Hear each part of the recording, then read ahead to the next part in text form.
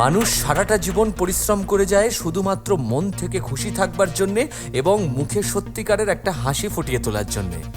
আর এটাই হয়ে যায় তার জীবনের সব থেকে বড় চ্যালেঞ্জ। যদিও বিজ্ঞানীরা বলছেন যে মানুষ চাইলেই তার পছন্দের ইমোশনটা তক্ষুনি ফিল করতে পারে।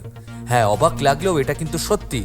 বিজ্ঞান প্রমাণ করে দিয়েছে মানুষ যে ফিলিংসের জন্যে, যে অনুভূতির জন্যে, যে ফেশিয়াল এক্সপ্রেশনের প্রয়োজন আছে সেটা যদি নিজের মধ্যে আনবার চেষ্টা করে, সেই ফেশিয়াল মুভমেন্টটা আনবার চেষ্টা করে, তাহলে কিছু সময় পরে সেই ফিলিংসটা সে ভিতর থেকে অনুভব করতে শুরু করে।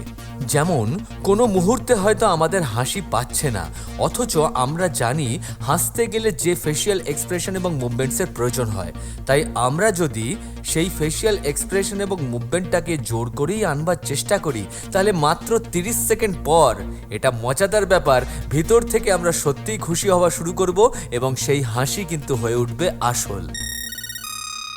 তোমার শেয়ার ও সাবস্ক্রাইব করাটা ভীষণভাবে এক্সপেক্টেড।